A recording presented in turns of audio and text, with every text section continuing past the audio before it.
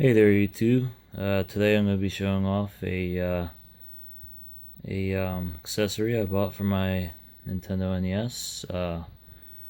Pretty nifty, pretty convenient, I would say. And I don't know if it's very well known or just simply not many people have it, but it's right under this, and I'll show you. It is the, I have it upside down, ENIO EXP Board, and it gives you expansion audio with that resistor right there alone. Connects to pin 3 and 9 of the expansion slot, because this is connected to the expansion slot, and it's pretty tight in there too. It has some nice good grip, so it won't fall out for sure. Normally you would have this here, and then when you take this out, you would see a plastic covering over this expansion slot that you would normally not see. Well, I cut that out. Here are the tabs for it, the 6 tabs, and what you see under that is the expansion slot that was never officially used by Nintendo. Well, now this ENIO board came out and finally made use of it.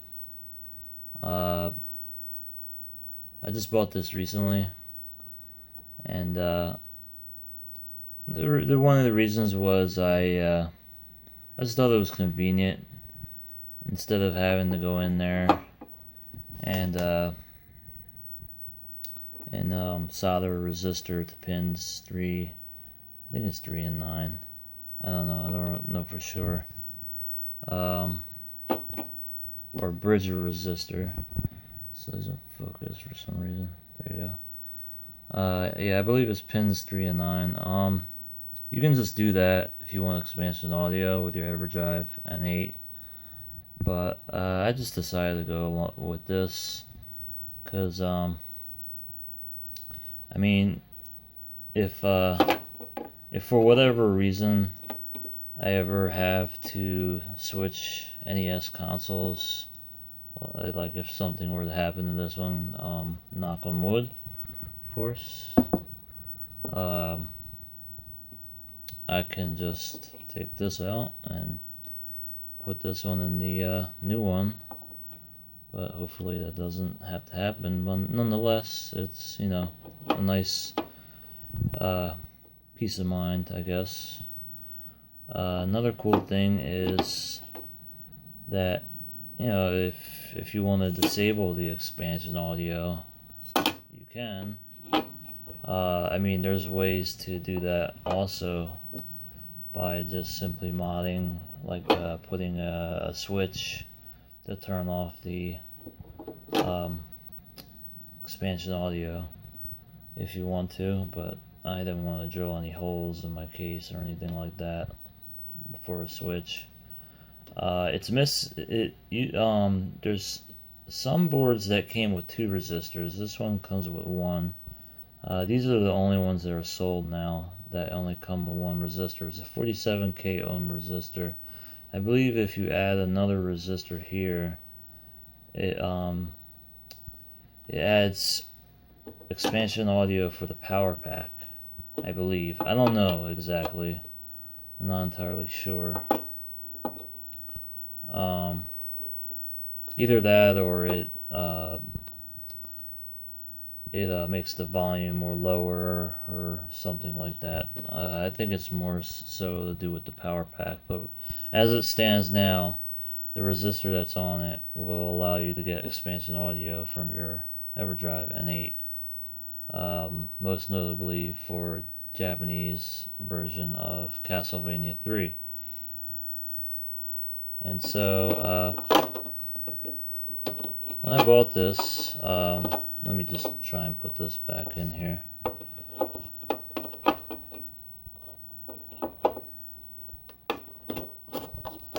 I bought this. It originally came with this piece hooked up to it like this. See if I can get it to kind of retroactively be in there like it was originally.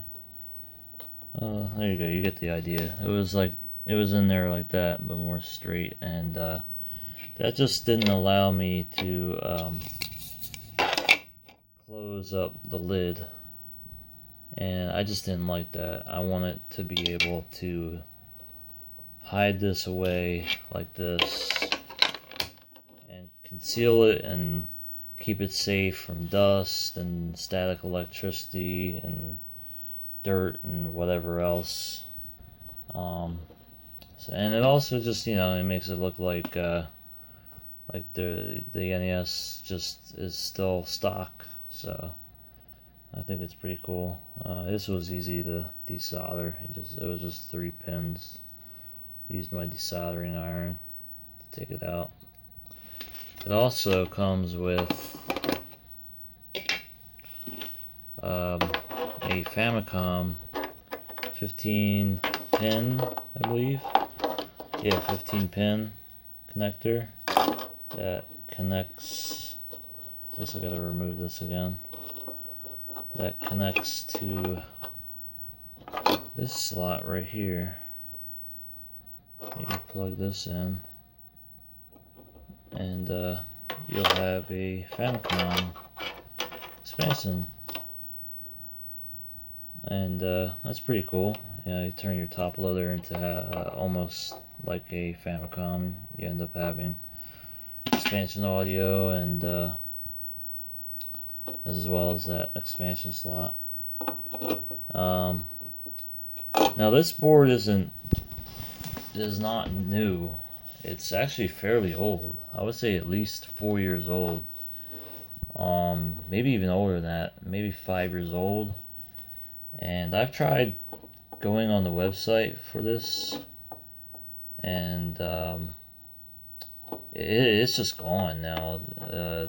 I think the project for this has just like ceased to exist.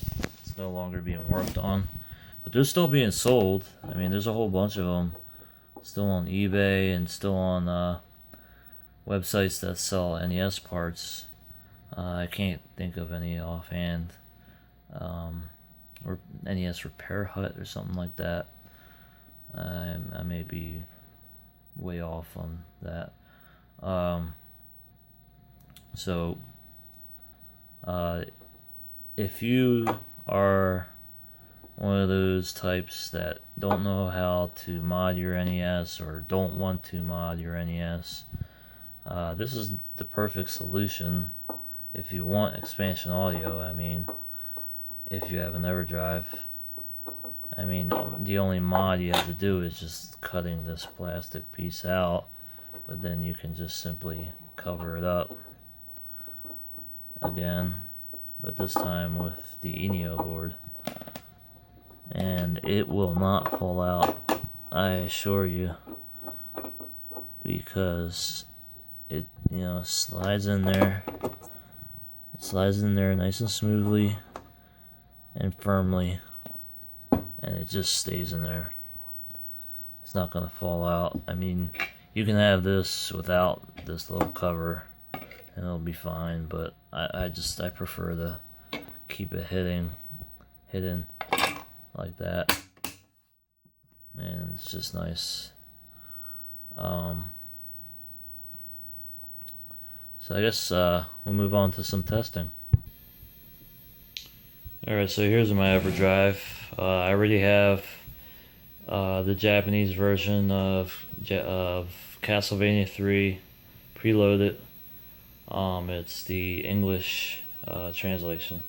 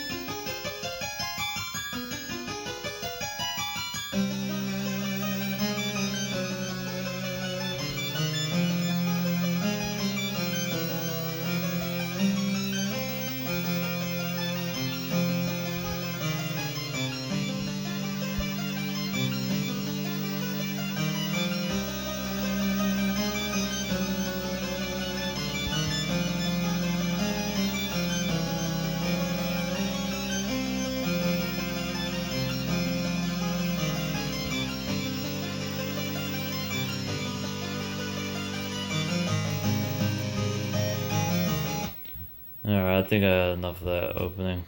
Or intro, I mean. Oh, not again.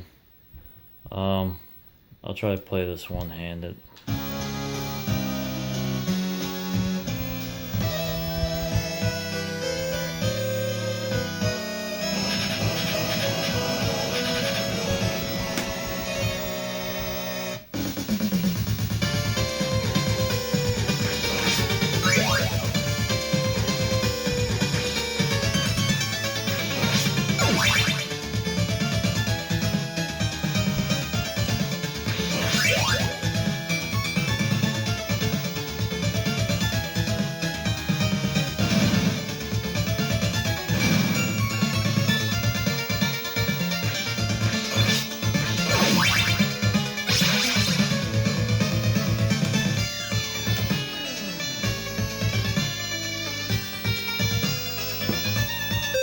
Yeah, I can't do it. I suppose I could just do the sound test mode.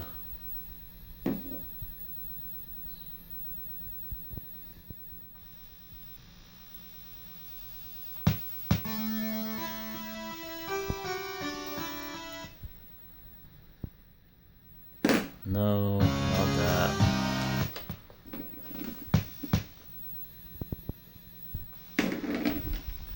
There's a lot of sound, background noise with the NES.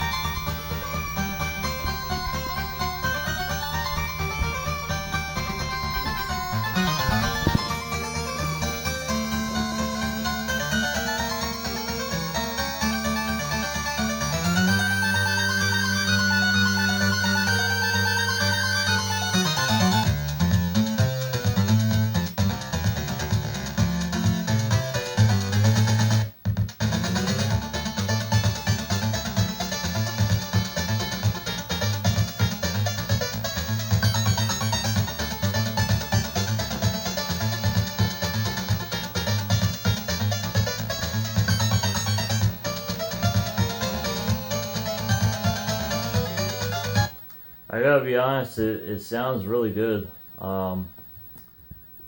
Kumaju Desensu, I try my best to pronounce it, really sounds great through the EverDrive's emulation of the VRC6. However, I can't say the same about the rest of the expansion audio emulation on this thing, but we'll get to that in a bit. I'll play a little bit more songs on this game.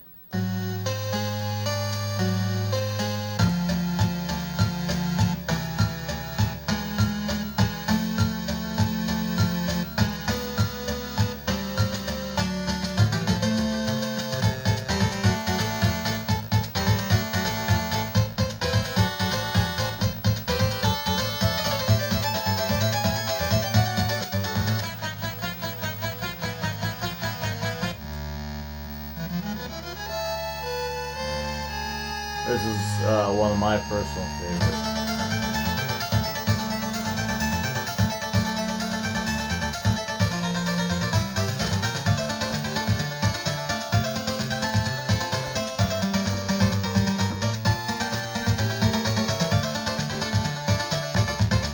And then this is the original song from Castlevania 1 and VRC6 Glory. Sounds great.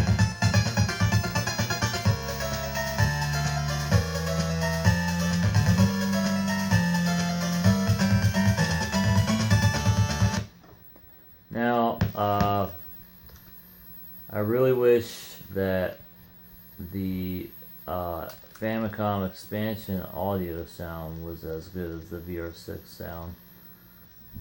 VRC6.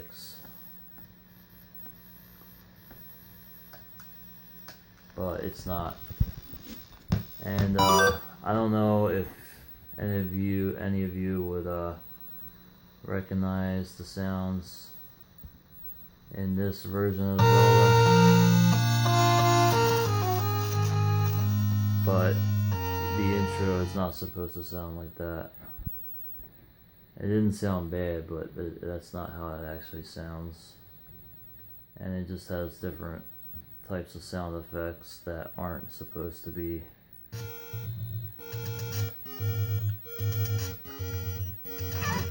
Yeah, that's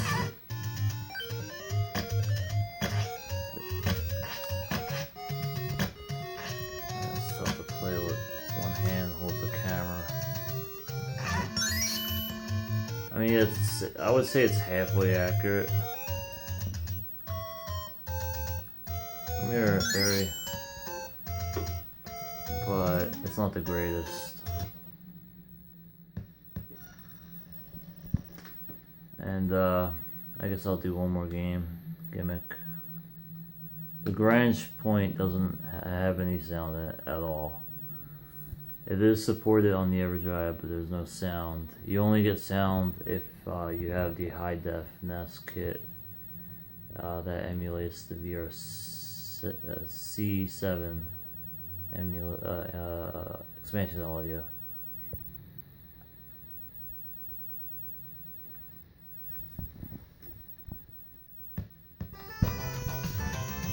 Or of course you can get the original cart.